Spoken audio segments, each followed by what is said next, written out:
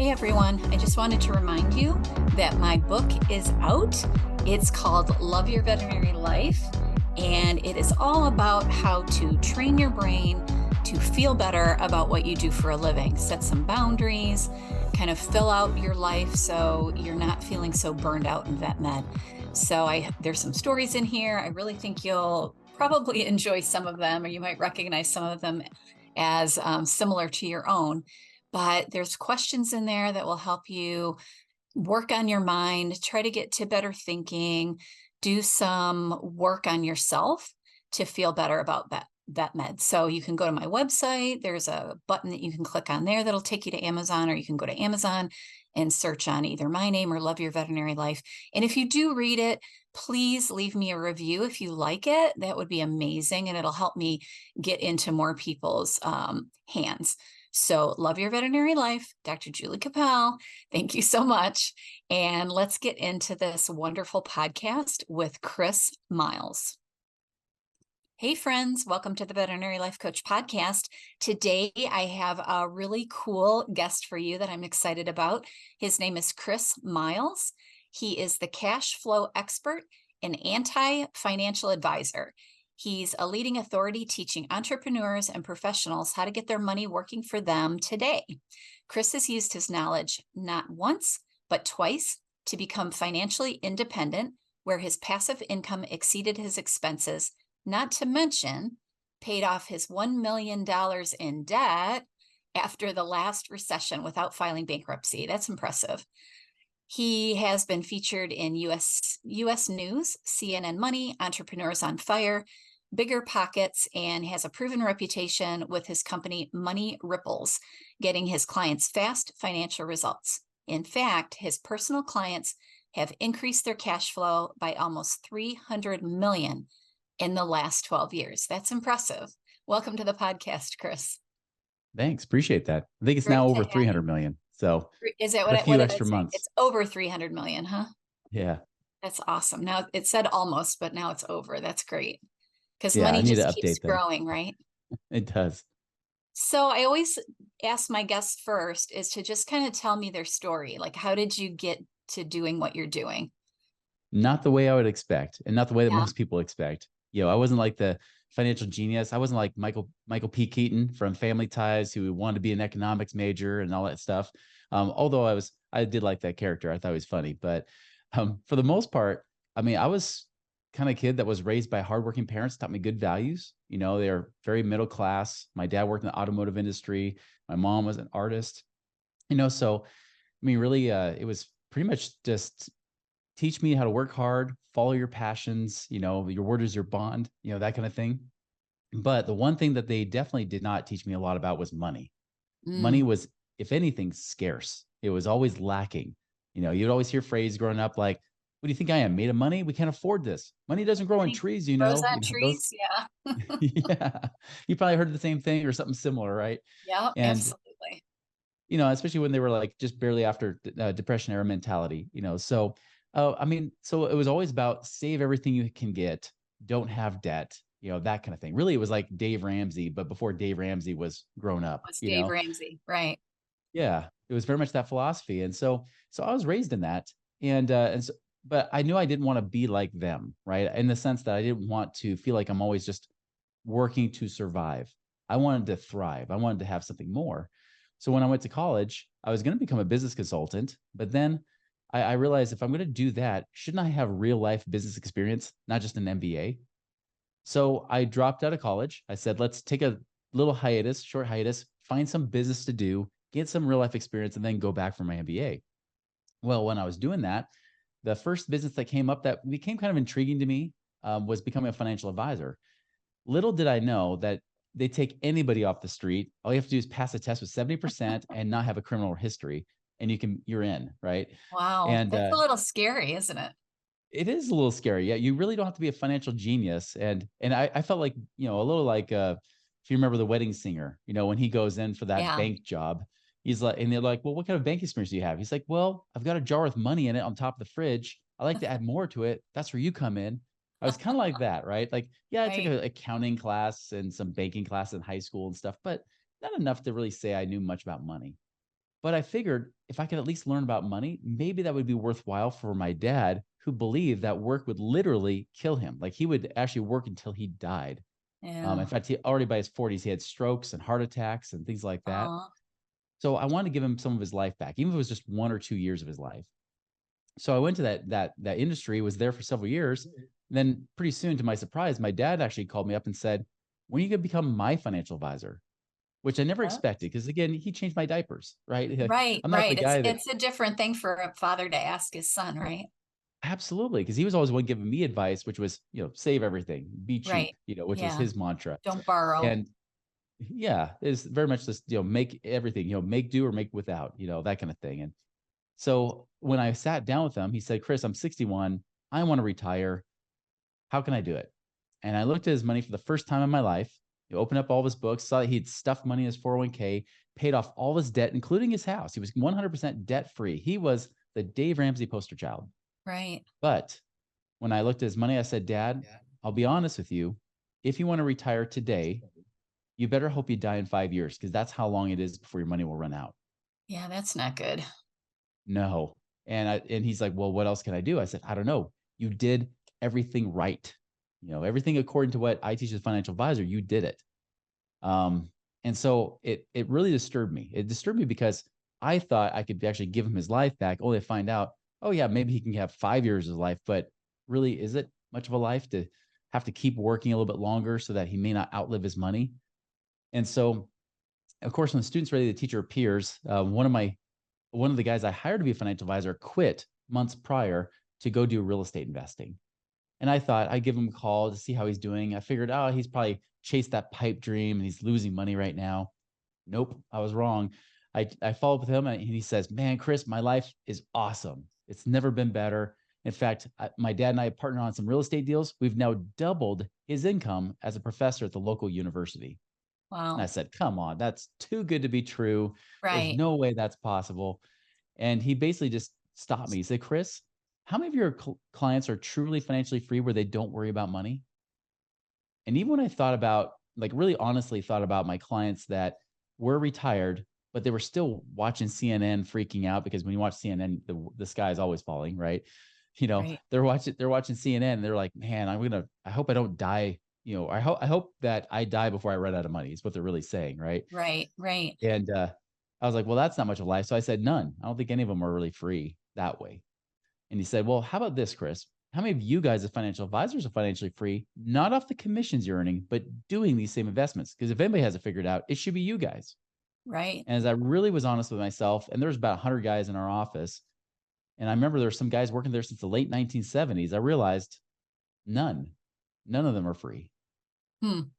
And that really, that was kind of like the nail in the coffin for me, Yeah, right? that's And I try to make fascinating. it work, because I wanted to work because I liked helping people, but he made it very obviously clear that I wasn't really helping people.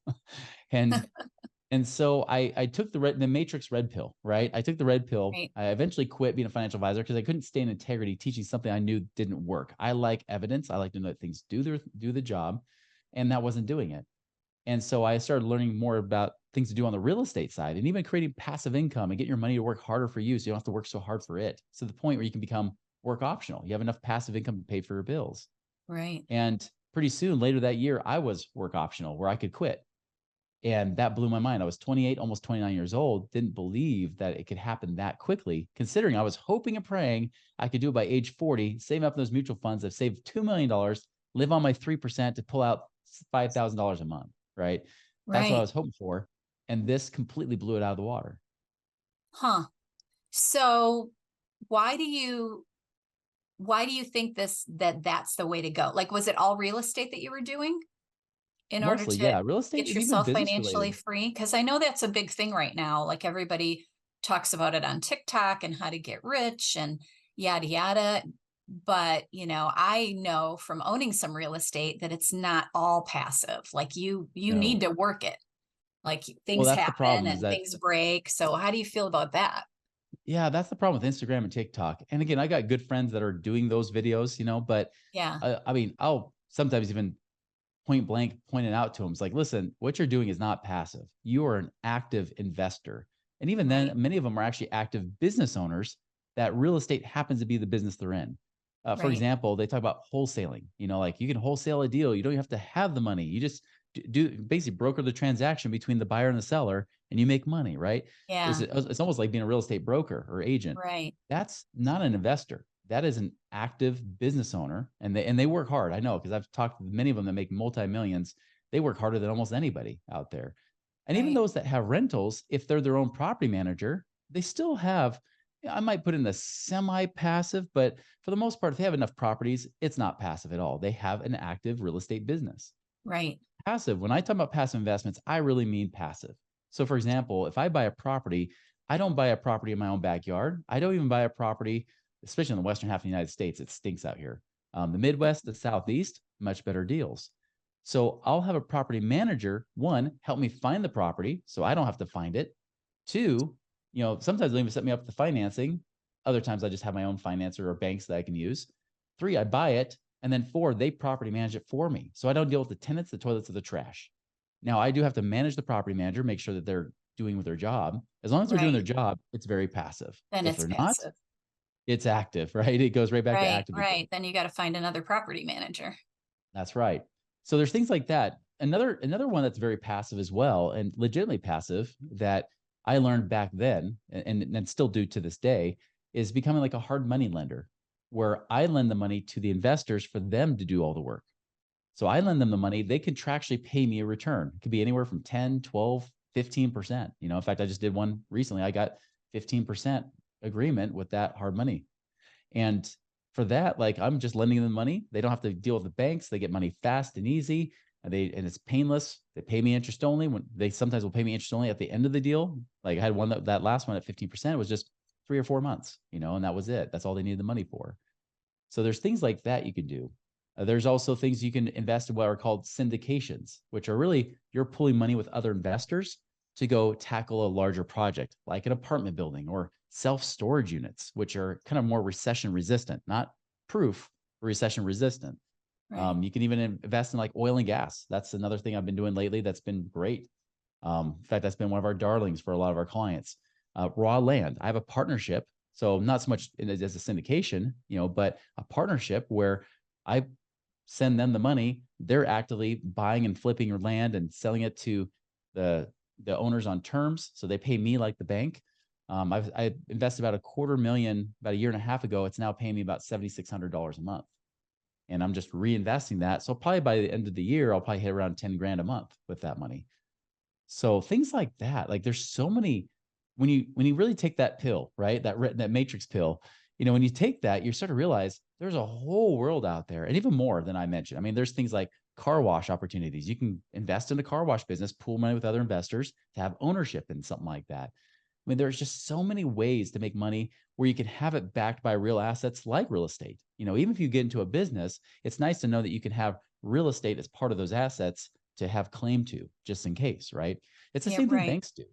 I mean, if you really think about it, banks are pretty smart investors for the most part. Again, they do some dumb things, which is why they have to get bailed out, right?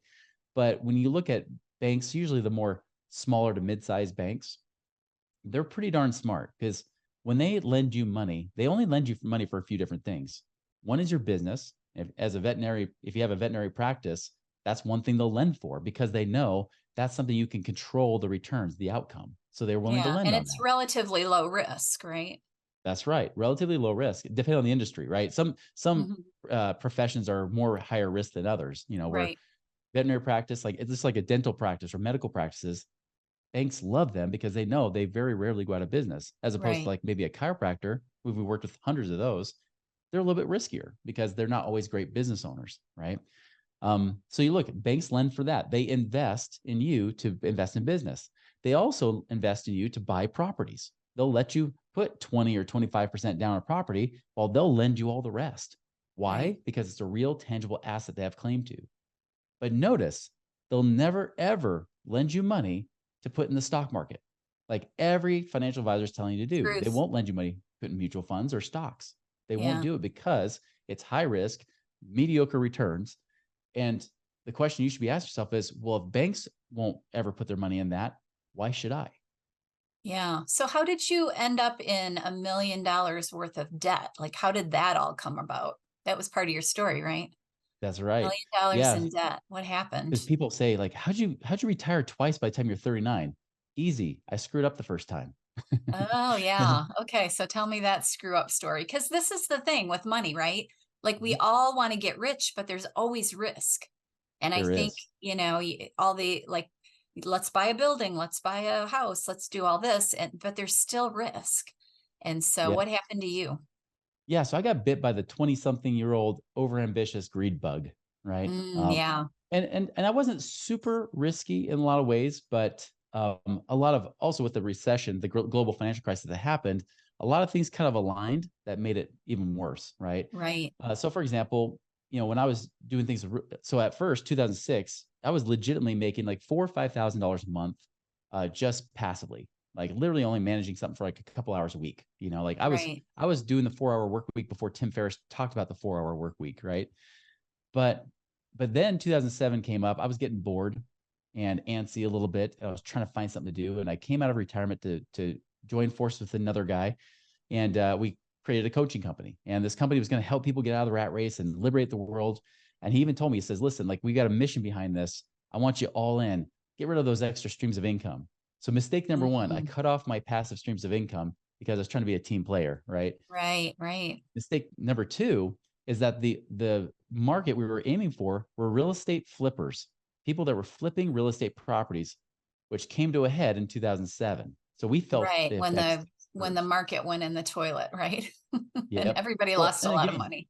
oh yeah, I mean, give you an example. Like I also made another mistake. This would be mistake number three. I was throwing equity into my house. So I was paying extra to my home because I was still mortgage licensed.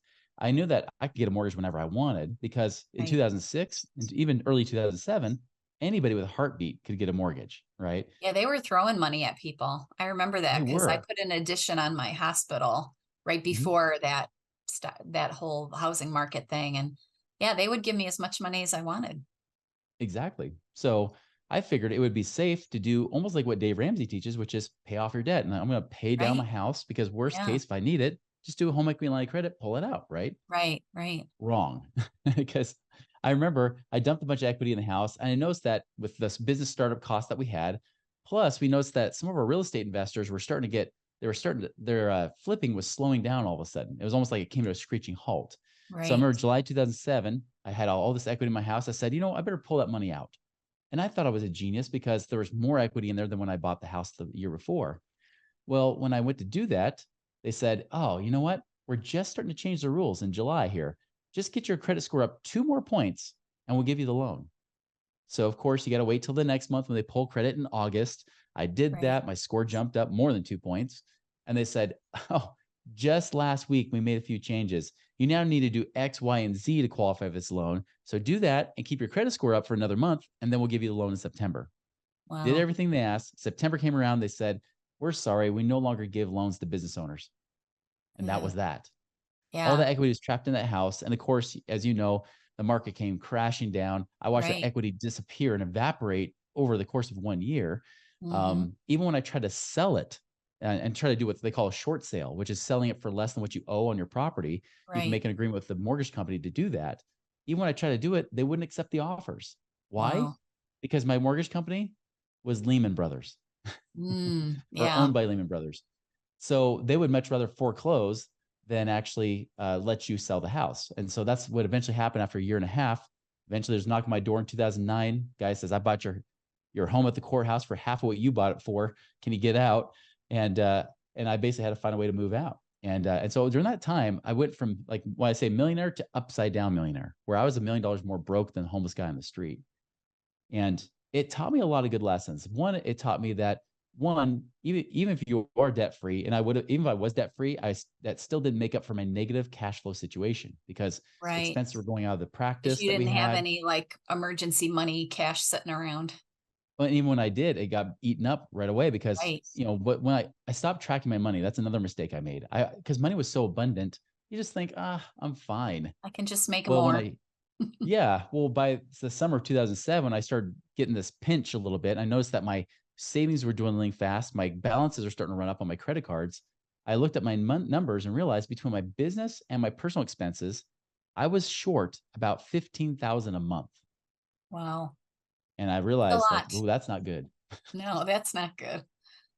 And so yeah, so I got to a point, it got to a low point where, I mean, by 2009, I didn't know what to do. I didn't file for bankruptcy, like you mentioned, but it would have been easier if I had. It would have been easier to Right. hit the reset button at zero and start from zero than at negative 1 million.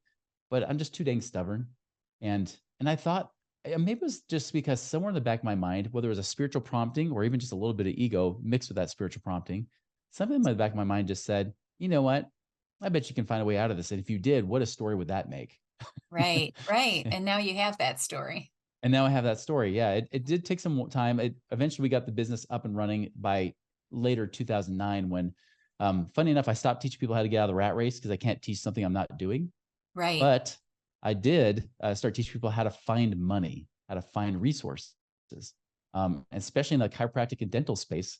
There's a lot of people that started finding us because we'd save them like 10, 20, 30 grand a year in taxes with the CPAs we'd refer them to and give them some active strategies there. And we'd help them pay off debts with little to no money out of pocket, and free up money that way. And I knew that we were on to something big, and especially before I launched Money Ripples, when I launched my own company about 11 years ago.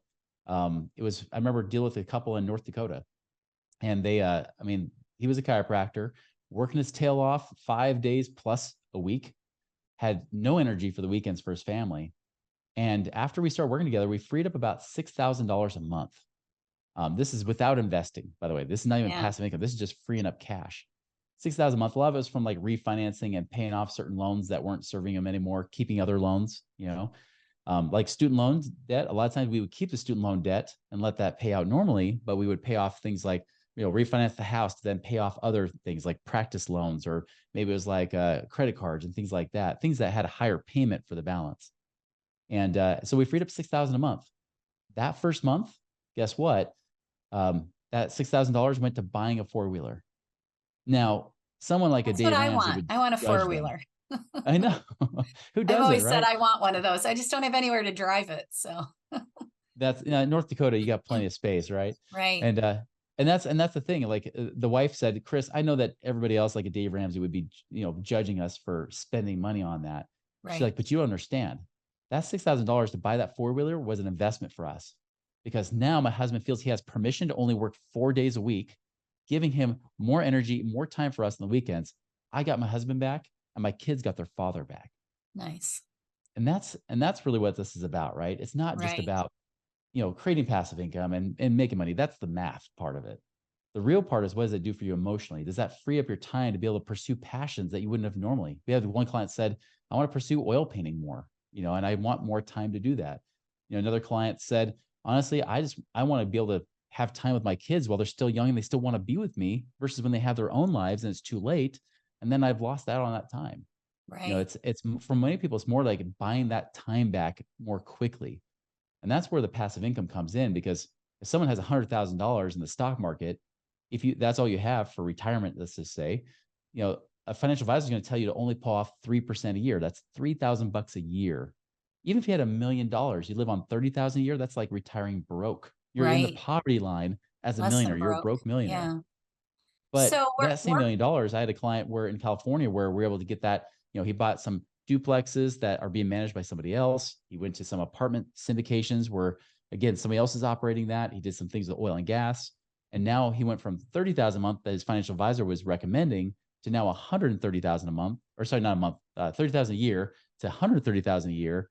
And that's all without touching his money, his principal. So he still has that $1 million kicking off a harder, better return for him. So we're talking to veterinarians that are either like young and they've got lots of student loans. I mean, sometimes not even that young, like 20 years in, they still have student loans. And then other Yeah. people that own businesses in vet med or just work as veterinarians. So if you're talking to them, what would be like your first piece of advice if they are interested in learning what you do with passive income? Like what would be how do you start that? If you're just starting out, I mean, I'd recommend focusing on your practice being profitable. Profit is everything. A great book to read is Profit First by Mike Michalowicz. Great book there. that's really, I think, the number one focus is that your number one investment should be your practice.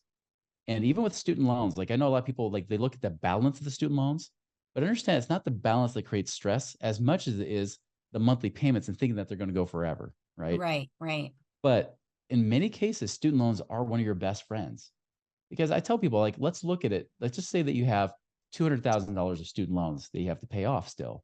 And let's just say that you are paying $2,000 a month. Well, could you take 200,000, invest in your practice and make more than 2,000 a month? If not, you probably shouldn't be in practice for yourself. You probably should be working for somebody that owns a practice, right?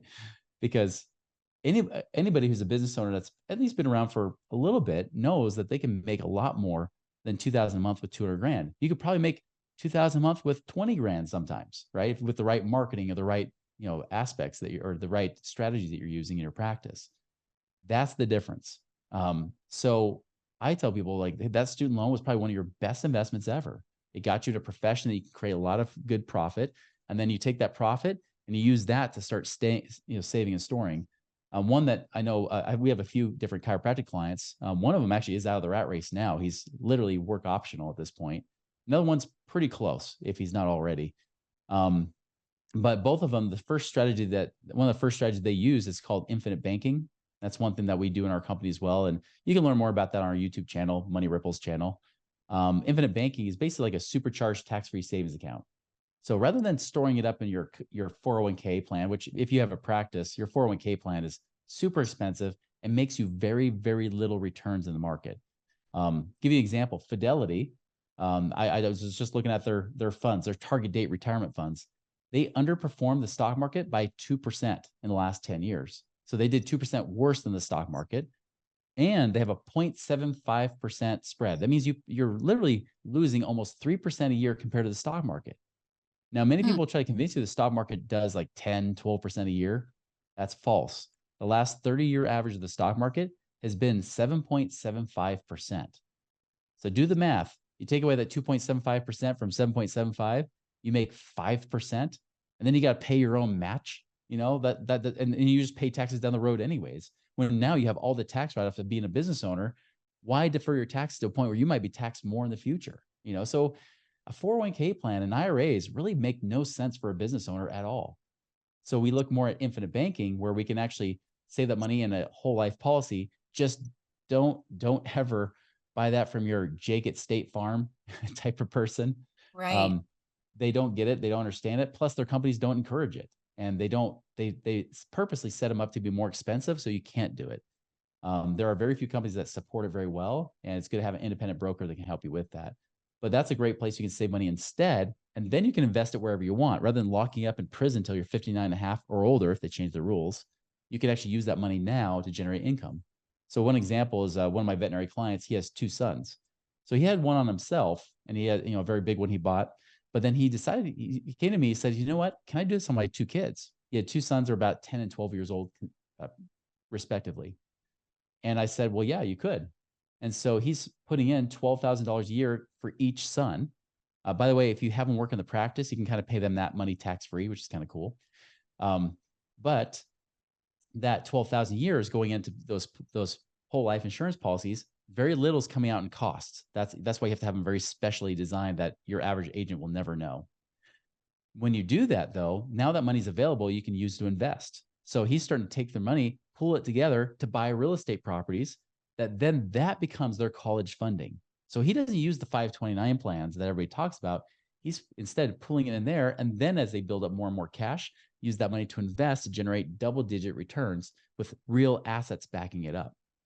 And so he's already got their college savings plan like building up fast, way faster than he would just doing any traditional plan that's out there. So that's something that can work for whether you're starting out. If you're young and starting out, it's even cheaper for you than it is for this guy.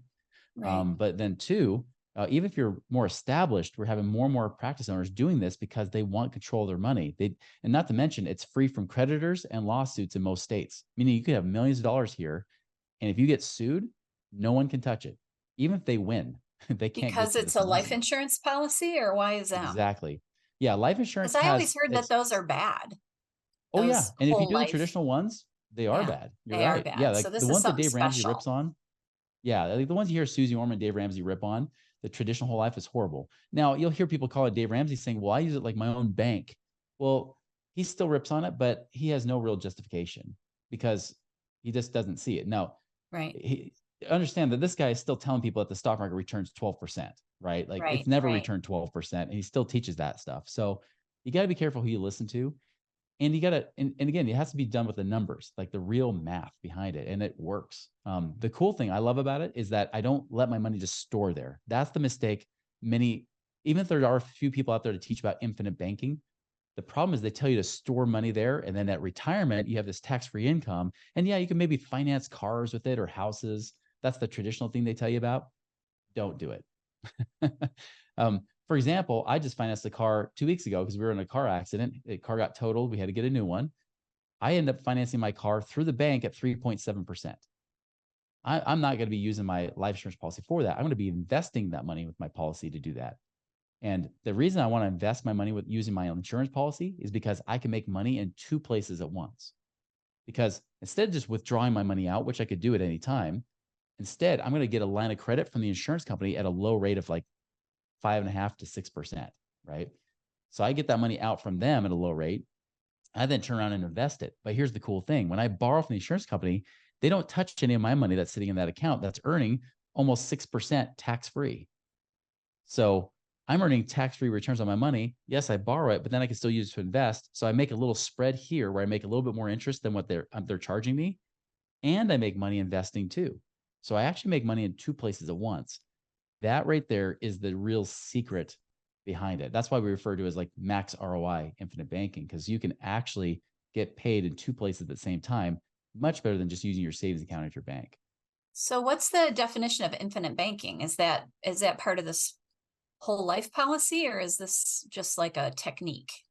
Like, I It's a don't know what that technique. means. It's a whole life policy is what you do it with. But that's the vehicle. But the technique they call infinite banking was a guy that created it back in the 1980s. The reason they say that is because, say, for example, you want to go put a down payment on a property. It's $30,000 down payment, right? So you decide to take a loan out from the insurance company for $30,000, and they're just offsetting that with your cash that's sitting there. That tax-free savings account, they use that as collateral. And you can do this with any bank. You won't get as good terms when you do it with the bank, because you can borrow from a bank with the money sitting in a savings account. You can say, can I get a line of credit against that? And they'll say, yes, of course, because we'll lock up that money. We won't let you touch it. As you pay the balance down, then you can get that access to that savings account again. Same thing with the life insurance policy. You can get access to that capital by using that, the money that's in there in cash, the tax-free savings account as collateral. You get a line of credit out from the bank. Now, they're going to charge you interest, of course, while you're also getting paid interest. So it kind of washes itself out there. Right. But what you do is you take that 30,000, you put that down payment on that house. And let's just say that house is going to pay you $250 a month or $3,000 a year. Well, you're going to take that $250 a month or $3,000 a year back to then go and pay down that line of credit. So it's almost like using a home equity line of credit, but you get paid interest on it versus only paying interest, right? And so you take that money, you're now paying down that line of credit to then what can you do later? Use it again. Same thing you would have done normally if you bought a property, took that $250 a month or $3,000 a year, put in your savings account and built it slowly over time. Same thing, but you just use this line of credit here, making a little extra interest at the same time. And then you could pull the money out faster to go and invest again the second time, and so on. Yeah. So it's always a constant banking cycle. Money's flowing in and flowing out. Think about what banks do with you. I already mentioned this. I kind of mentioned this before or alluded to it, but banks invest in you, right? Well, even when they give you a car loan, let's just say they give you a car loan. Right now, I checked my credit union. Normal car loans are about 7.5%. So if I pay 7.5% for a car loan for a 5-year car loan, but then I look on their other side where they're showing the savings rates in the bank when I walk in there, and I see a 5-year CD, much like the 5-year car loan, but now it's a 5-year CD, but they pay me 3%. Like, wait a minute, they're paying me 3% to then loan it back out to me at 7.5%. Right. They're making literally bank, right? Right. They're making, right. and they're not making just 4.5%. They're making really about 225% on that money. Because although it costs them 3%, they're making 7.5%. So really, they're making more than double, because double would be 6%. They're making over 100% return just by leveraging your money and using it in their favor. That's all you're doing. You're borrowing from the insurance company at a lower interest rate. You're also getting paid better interest too, tax-free, and you're able to invest it to make more money. You take that money and use that to cycle through, and you have your own infinite bank, right? It just keeps cycling through. So that's why they call it infinite banking. So what's the danger of that? Like happened to you back in 2006, Mhm. if you have all these loans going out from this insurance account that you're That's like, you're back taking then out I didn't. loans, so you owe that money, right? So Yeah, what back then happens I if everything collapses? it Then what? collapses. Yeah, if I did have money, see, I made the mistake in 2006 when I bought one of these because I heard from real estate investors it was the best thing since sliced bread. Right. But when I bought it, the insurance agent said, "Yeah, you won't have any money for the first 2 years, so there will be no Oh, cash in here. Everything's going to insurance costs because whole life insurance is normally front loaded, it's unlike term, expensive, which gets right? more expensive." What's that? Yeah. It's Yeah, expensive to get into it, right? it is. It's expensive if you up front, and then it gets cheap later on. Term is the opposite. It's cheap up front, gets more expensive later on. Then you'll never be able to get it when you're usually dying. That's why only Right. less than 1% ever pay out. But with whole life, I found out later after I lost the policy because when I was going in the hole, I couldn't keep paying those premiums. There was no Right. cash to help me float the premiums. Well, what I found later, and I spent really the last 15 years designing, was how can I get it to pay for itself? If you reduce the cost. And I confronted the agent that sold it to me because I said, I'm like, listen, I found out you could have sold it to me. I actually asked him point blank, can I overfund this to where there's cash in from day one? And he told me no. I found out he Mhm. lied. And the only reason he lied, when finally after a 2 hour debate, he finally just said, listen, Chris, the reason that I did it that way is because I can't afford to cut my commissions. Oh, Because yeah. that's They're the all making secret. money on that stuff, right? That's right. Because whenever you pay an insurance cost, that they get paid a percentage of that. So we minimize those insurance costs as low as they can possibly go while keeping that still tax-free and protected from creditors and lawsuits. Hmm. So where somebody puts in, say, $10,000 that first year, if I put in 10,000 in his plan, I would have zero cash the first year and zero the second year. I'd put in 20,000 bucks to have nothing to show for it. By the way, I paid 25,000 to his plan, had nothing to show for it, which is why I lost him. If I were to do the same 10,000 a year, depending on somebody's age and health, they would have at least 7 or 8,000 from day one that's in there that they have available to them. Hmm. Even by year two, even more. And then by usually year 3 or 4, it's paying for itself. That's actually making more than what it's costing you. So usually by the 6th year, I've already have just as much money as what I've paid into it versus waiting 15 to 17 years normally. So we just accelerate it. We cut those costs back as much as we can legally, and then allow it to grow faster. So that's the real secret. So the downfall is that no, you don't want to be putting every single dollar in this. That's one thing I tell people to do. Keep some money in the bank still, but I keep the minority in the bank while the most of it I keep in my life insurance. So I use my emergency reserves to fund it the first few years, and then I invest with it after that. Hmm. That's one key strategy there for certain. Another thing is, like I said, the biggest risk is usually using the wrong people because 99% plus of insurance agents don't even know how to do it. And even if they do, like my former friend used to do, um, they just don't want to cut their commissions back. So they might give you something in between. If you put 10,000 in, maybe you'll have 6,000 in year one. You think you're doing amazing, when really you got overcharged 1 or 2 grand a year than Yeah. you should be. So Hmm. you just have to be careful. That's the highest risk.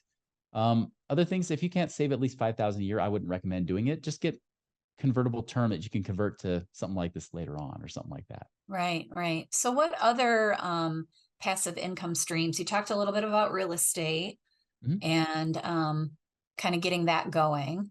Is that something that somebody can do on their own, or do they need, well, you said to have managers, but do they need to have advisors to work on something like that? Because it seems like that's a little complicated as well.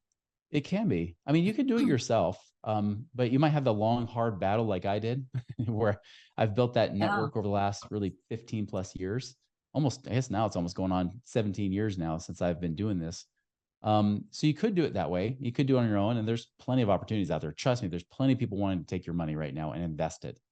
I would recommend, though, if you can, find a community of people to help support you there.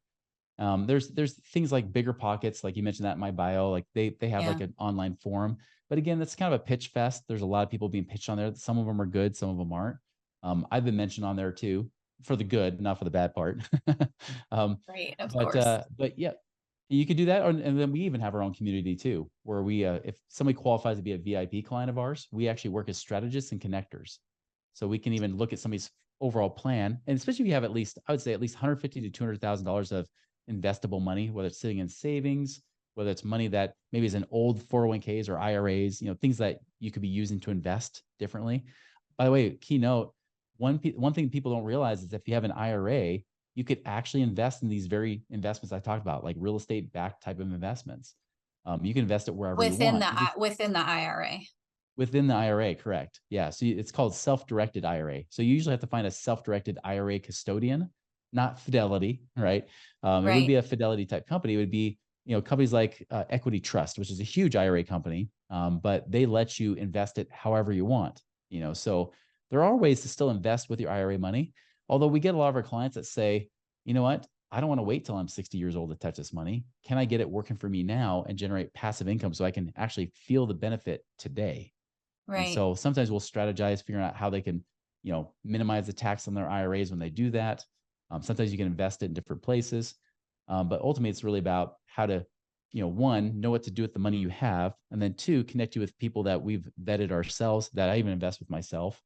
That, doesn't mean it's guaranteed, but definitely it allows you to be able to kind of skip a lot of the extra due diligence and Google searching and everything else you'd have to do normally to be able to Yeah. find those people.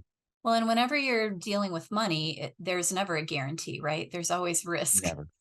And Oh I think yeah. that's I what mean, sometimes we forget it. Like it sounds really good. We can make all this money, but there's always some risk involved.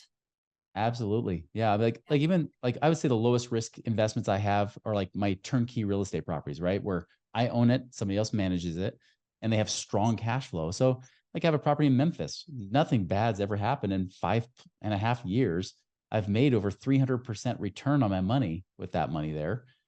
But I also had a property in Alabama I just sold off that we still made a return. Actually, we made a pretty decent return still. And it was about $40,000 down payment, and we made maybe about $7,000 profit in cash flow over 2 years. But then we sold it for more than we owed, so we actually made another 25,000 profit on top of that. So we still made about a 75 to 80% return in 2 years, just because we had some appreciation to help. But Right. I mean, we had a horrible property manager that was on that property, and in fact, she rented it to her son, and so they were charging us for stuff. We had to go back and deal Nice. with a little bit of headache. Yeah. Again, we walked away with more money than what we invested, Right. and got all of our Right. money back too. But But then you're back um, to the point that it's not really passive.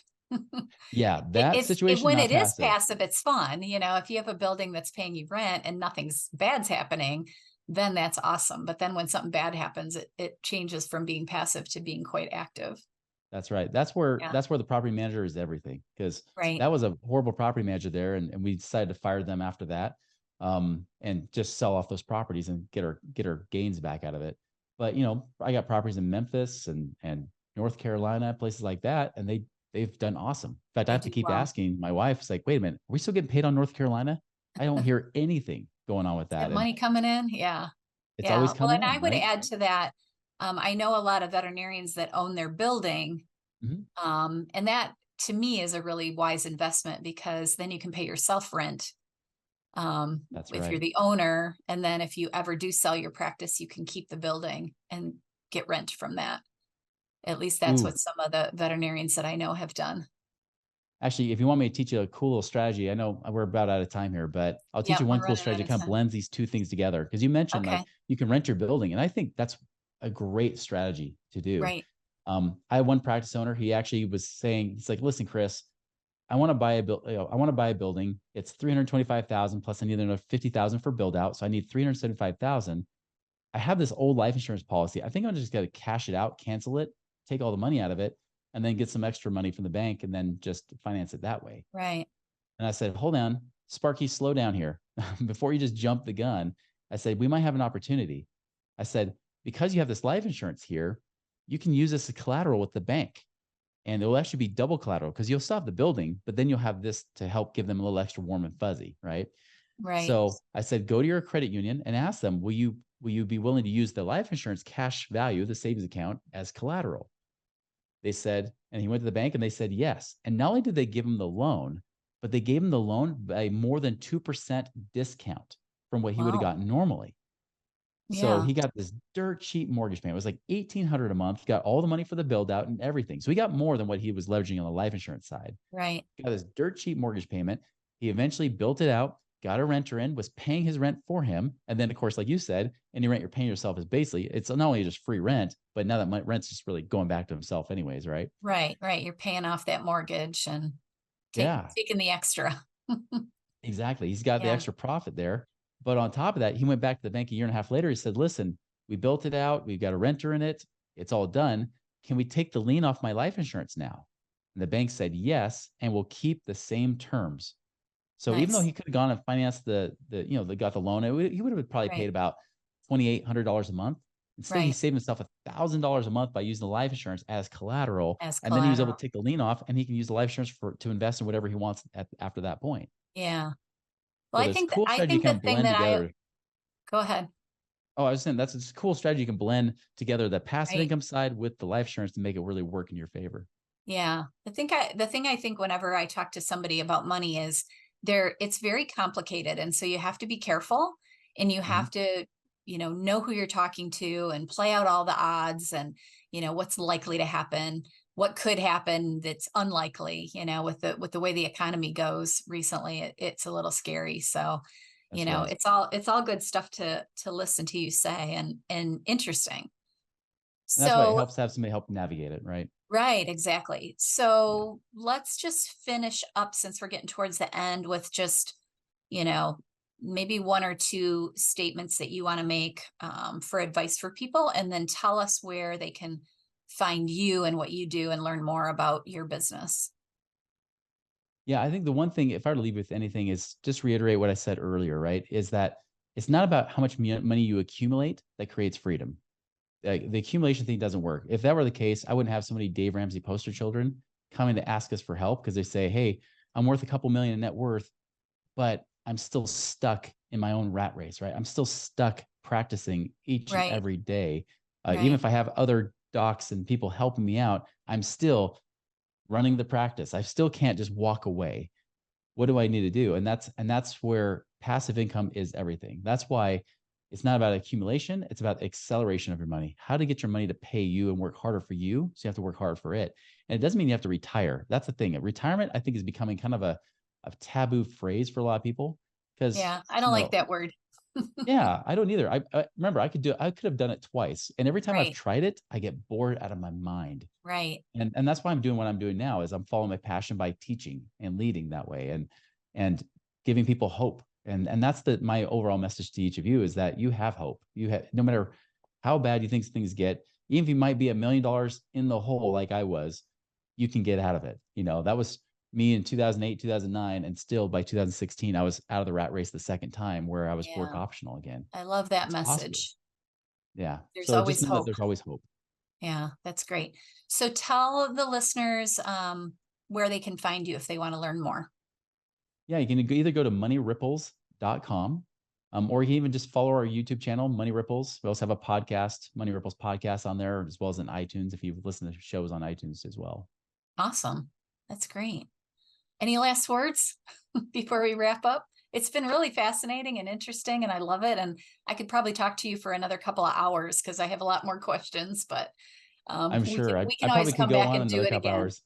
Yeah, I know. You get into this stuff and you start getting into the weeds, and it's fascinating. So, but I really appreciate you being a guest on the podcast. It's been fun meeting you and learning about what you do. And I Same appreciate your here. time. Yeah, I appreciate it. It's been an honor to be here today, Julie. Great. This is Chris Miles. And thank you so much. And everybody, have a beautiful week. Thanks. Bye, Chris.